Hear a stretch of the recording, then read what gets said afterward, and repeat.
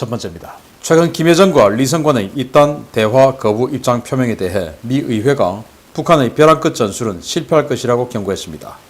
대화의 창은 열려 있다는 미 정부의 입장에 대해 북한 리성권 외무상이 미국과의 접촉은 전혀 생각하고 있지 않다며 받아친 것을 놓고 미 의회에서 경고성 발언이 나왔습니다. 하원 외교위원회 소속의 영김 의원 역시 리성권의 담화를 통해 북한은 그들 스스로 믿을 수 없는 협상 상대라는 점을 다시 한번 입증했다라면서 북한의 이런 나쁜 행동에 책임을 지게 하도록 미국은 단호해져야 한다라고 성토했습니다. 미 하원 외교위원회 의원들은 보이스 오브 아메리카와 RFA 등과 잇따라 인터뷰를 갖고 바이든 행정부는 북한을 협상장으로 나오게 하기 위한 조건으로 대북 제재 완화를 검토해서는 안 된다라고 입을 모았는데요. 이는 조건 없는 대화 재개를 촉구하고 있는 미 행정부의 입장과도 일맥상통하는 분위기입니다. 미 하원 외교위원회 마이클 맥카울 공화당 간사는 현지 시각 24일 VOA와의 인터뷰에서 북한이 평화 대신 호전성과 고립을 선택하는 것은 실망스럽지만 놀라운 일은 아니다 라면서 김정은 정권과 북한을 지원하는 권위주의적인 중국과 러시아는 미국과 미국의 동맹국들을 향해 벌이는 핵을 이용한 벼랑 끝 전술이 실패할 것이라는 것을 알아야 한다 라고 경고했습니다. 미 행정부와 정치권의 이러한 경고는 외부 지원 없이는 올해를 넘기기 힘든 북한의 상황을 누구보다 잘 알기 때문인 것으로 보이는데요. 부디 미국이 문재인 정부에 대한 철저한 감시와 제재를 통해 벼랑 끝에 서 있는 북한 독재 정권이 과거와 같이 기적적으로 회생하는 일을 막아주기를 기원합니다. 리성권 외무상이죠. 급출세를 했는데 리성권이가 북한 미국에 대해서 우리 대화 안 한다라고 또 이야기를 했죠. 김정은이가 대화와 대결 다 같이 이제 병행한다라고 했는데 리성권이는 우리 대화 안 한다 이렇게 나왔습니다. 김정은 그냥 별거 아니라는 말이죠. 자, 그런데 그랬더니 이제 미국의 정치권 이 의원들이 그거 봐라. 저놈들은 믿을 수 없다. 스스로 지금 믿을 수 없다는 걸 인정했다. 그러니까 쟤들 제재 절대로 완화시켜주면 안 된다. 라고 이구동성으로 여야 할 것 없이 주장하고 있습니다. 당연히 미 정치권도 또 미 행정부도 그렇게 하겠죠. 정치권에서 요구를 하니까. 자, 그래서 정치권에서 대화 재개를 위한 제재 완화를 해서는 안 된다. 라는 것이 정치권의 공통된 인식이라면 이것은 바로 행정부의 인식과도 같은 겁니다. 조건 없는 대화 재개. 그 조건 없는 대화 재개를 우리 국내 좌파나 일부 개념 없는 언론들은 북한이 아무 조건 없이 대화에 나설 수 있도록 미국도 조건 안 걸겠다. 이제 이건데 북한의 조건은 뭡니까? 대북 제재 해제, 완화 이걸 지금 조건으로 걸고 있죠. 우리 나갈 테니까 그러면 니들 제재 완화를 일단 좀 해줘. 이게 북한의 조건인데 그 조건 없는 대화를 해주겠다 이겁니다. 그러니까 제재 완화 안 해준다 그 말이거든요.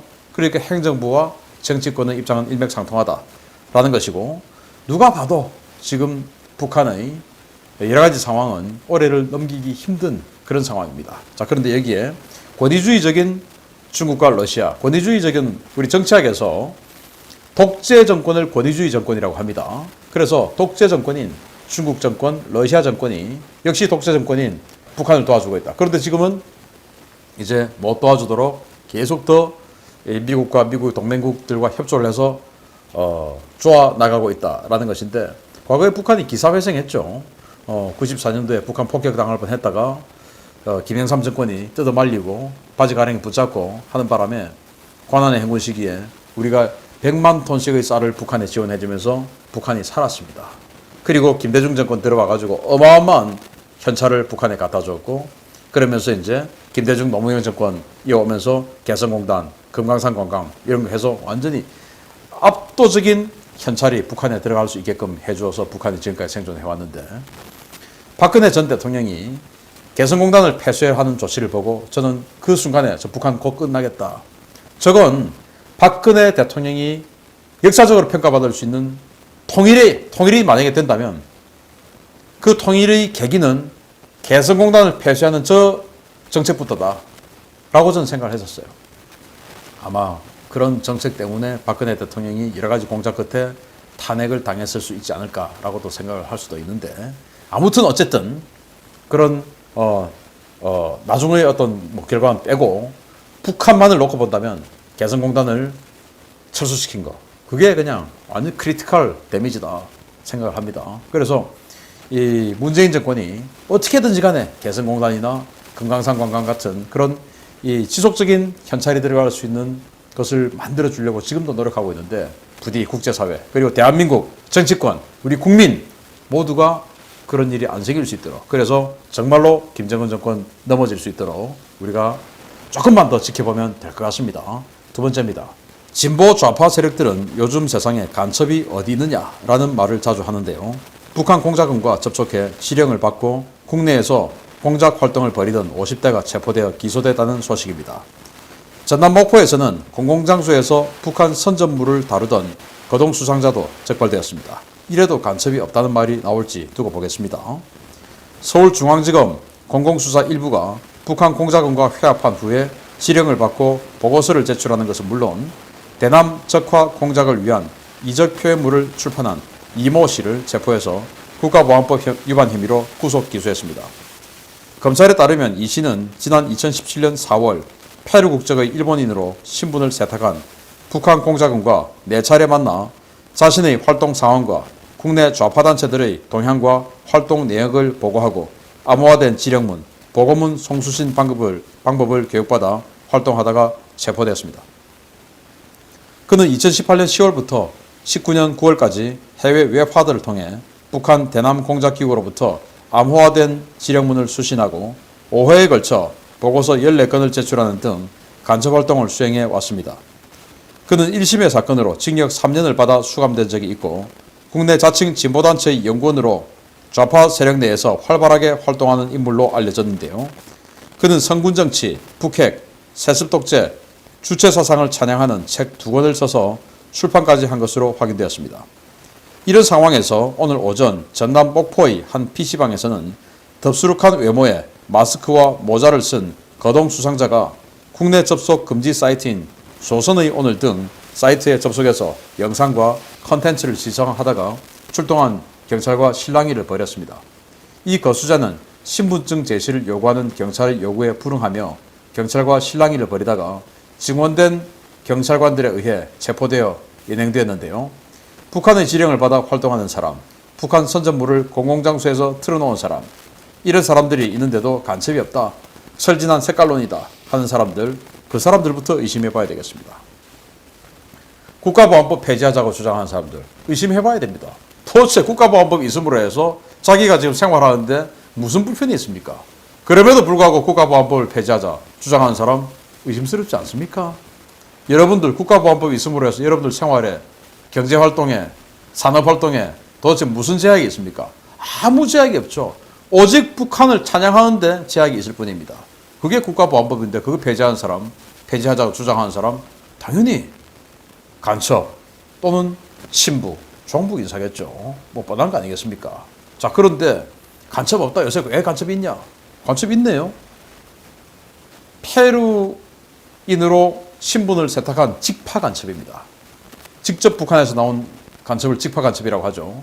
그 직파 간첩의 지령을 받아서 활동했습니다. 그래서 자신이 이렇게 활동했다라고 하는 자신의 활동 내역 그리고 다른 단체들의 활동 내역까지도 취합해서 보고를 합니다.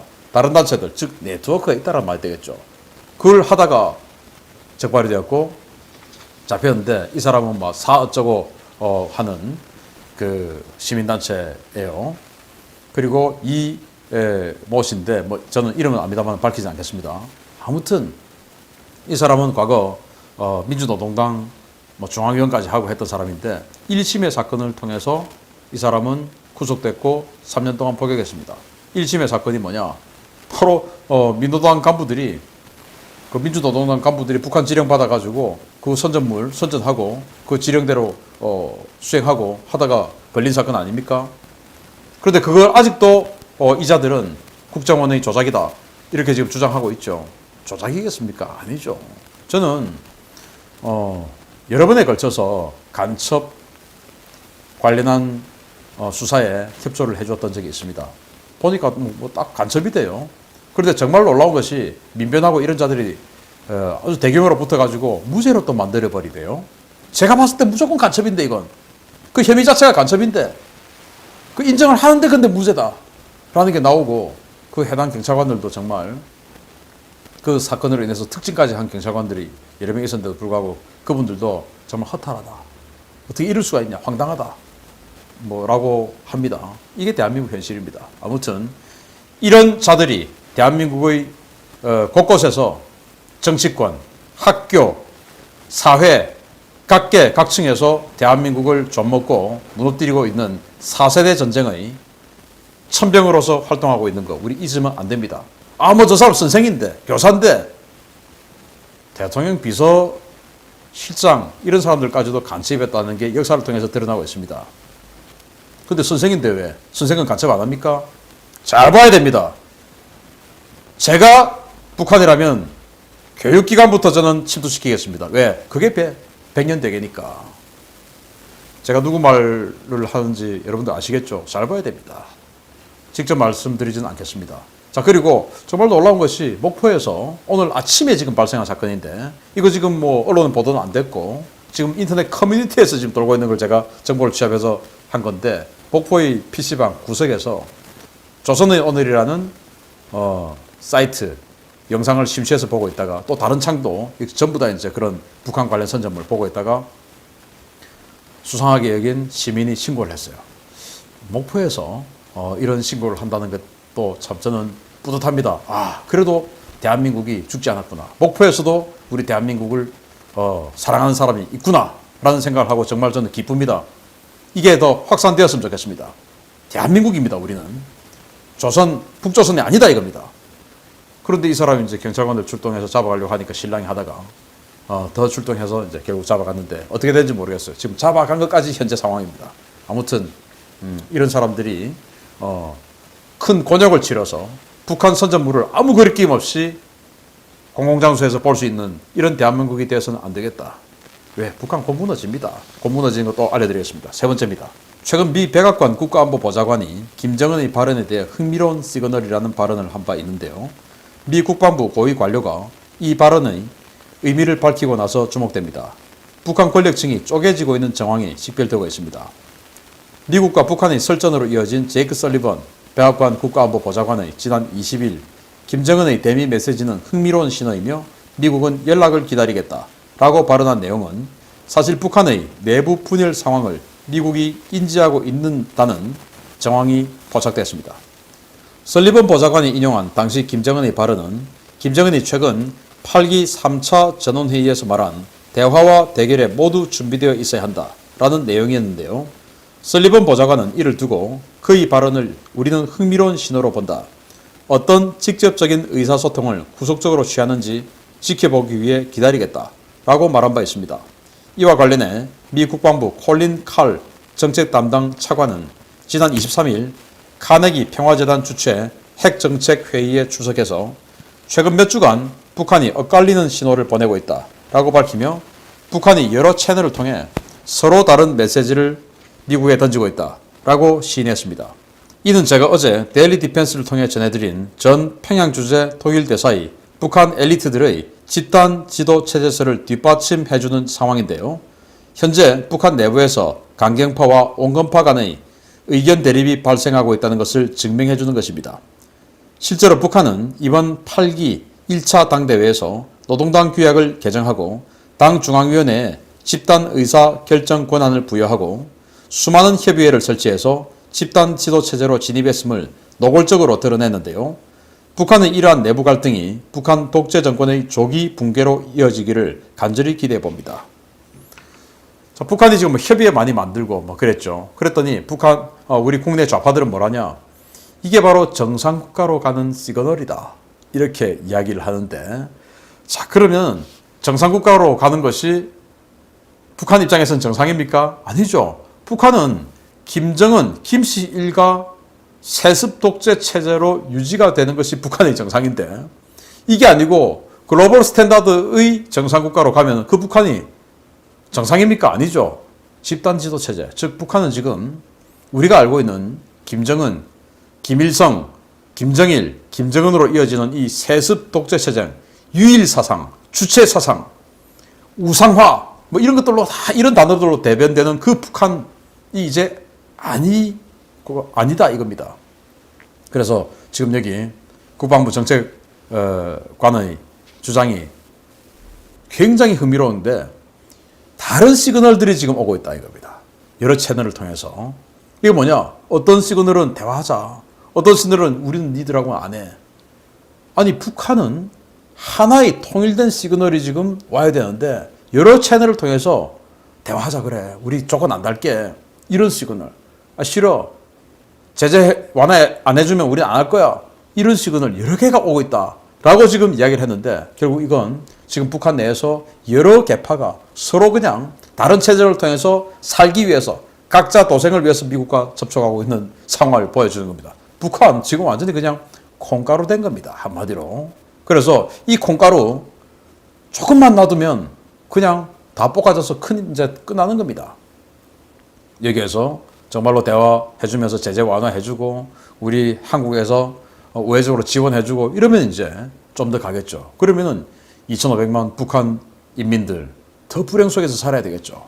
그래서 조금만 더 지켜보면 북한은 큰 변화가 있을 것 같습니다. 6.25 71주년 오늘 드디어 북한이 무너지는 시그널을 확실하게 보고 있다라는 말씀을 드리면서 아주 긍정적인 희망적인 우리 한반도가 되겠다라는 말씀을 드립니다.